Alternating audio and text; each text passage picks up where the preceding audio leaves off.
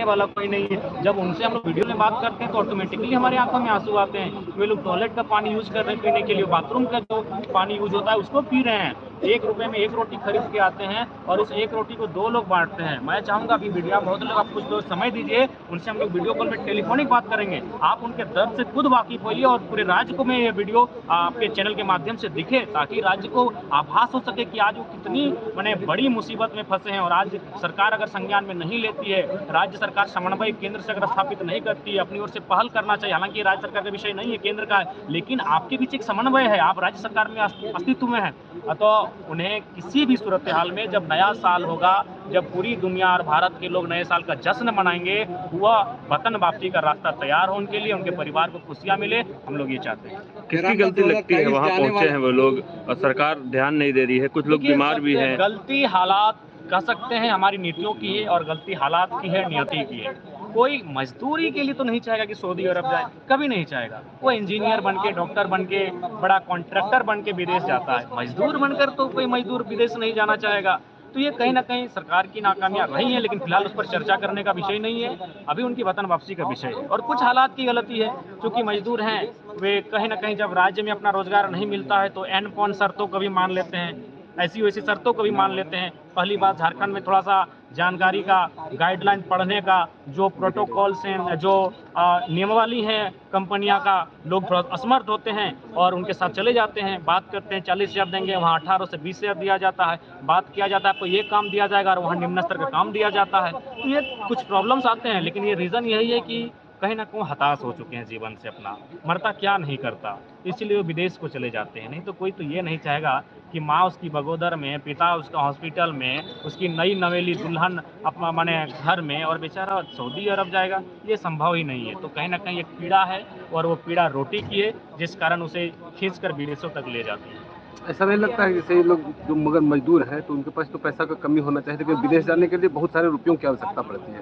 तो फिर ये किस वजह से अमीर बनने के ख्याल से गए जाते हैं क्या? बहुत बड़ा सवाल किया, उसमें उत्तर देना चाहूँगा। मैं अपने गाँव की स्थिति बताना चाहूँगा। कर्ज लेकर जाते हैं।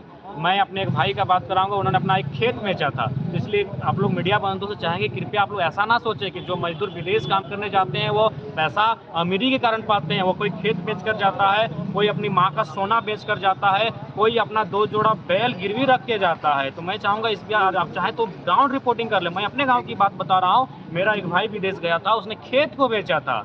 वो लोग इसलिए जाते हैं क्योंकि यहाँ राज्य में उनके योग्य या फिर उनको काम नहीं मिल पाता है। अगर राज्य में काम मिलता है वहाँ 40 ही मिलेगा, राज्य में 20 ही मिलेगा तो 20 का काम करेगा, क्योंकि माँ यहाँ रहेगी, बहन यहाँ रहेगी, पत्नी यहाँ रहेगी, उनका वृद्ध पिता यहाँ रहेगा। तो क्या अपील करना चाहेंगे राज्य सरकार और केंद्र सरकार? हम तो राज्य सरकार को अपील करना चाहेंगे कि केंद्र के साथ समन्वय स्थापित करे और पहल करे अपनी ओर से कि जितना जल्दी हो सके उन मजदूरों को सकुशल वतन वापसी कराई जाए। नहीं तो जैसे जैसे दिन बीतेगा उनके साथ अप्रिय घटना घटने की संभावनाएं बढ़ सकती है, ऐसी आशंका दिख रही है। अतः राज्य सरकार अपनी संवेदना का ख्याल रखते हुए, उनके प्रति संवेदना व्यक्त करते हुए उन्हें वापसी करें। आगे क्या स्टैंड होगा? आगे हम लोग आंदोलन की रूपरेखा को तैयार करेंगे, तमाम जिलों में प्रदर्शन करेंगे और संभवतः चूंकि केंद्र में भारतीय जनता पार्टी की सरकार है, हम लोग जो बीजेपी का कार्यालय है उसे घेरने का काम करेंगे। धन्यवाद।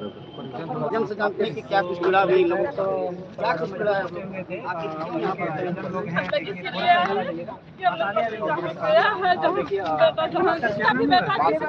बेटा है ना, मेरा आदमी है, मेरा अपना हस्बैंड।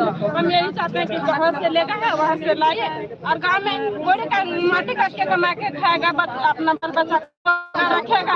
हम यही चाहते हैं कि जहाँ से लेगा वहाँ पर पहुँचा दे मेरा आदमी को, और जहाँ से समझेंगे हम लोग कुछ नहीं करते हैं, हम लोग का नौकरी चाकरी कुछ नहीं, हम लोग कमाते खाते हैं और रहते हैं। क्या कुछ स्थिति है हम लोग का स्थिति यही हो रहा है, खाने पीने में दिक्कत हो रहा है। खाना पीना सब अपने से खा रहा है, 2 रोटी लाता है, 4 परिजन मिलकर खाता है एक के साथ में। तो आप ही सोचते हैं कि भैया ये 2 रोटी लाता है, 4 परिवार मिलकर खाता है, 4 आदमी मिलकर खाता है, कैसे लोग का पेट पालन हो रहा था, तो हम यही वाले कितना लोग अभी वहाँ पर फंसे हुए हैं? 45 लोग हैं। अच्छा, बीच ढंग से खाना नहीं। आपके गांव से कितने लोग हैं वहाँ पे? आपके गांव से क्या लोग हैं? सात लोग। करगालों से कौन लेके गया था वहाँ पे? लेके गया था, मतलब मेरा ही गाँव का था, उसको हम वो नहीं हो पाएगी, महिलाएं हैं तो जाहिर सी बात है इनके पास अपनी जानकारियाँ साझा नहीं करते हैं।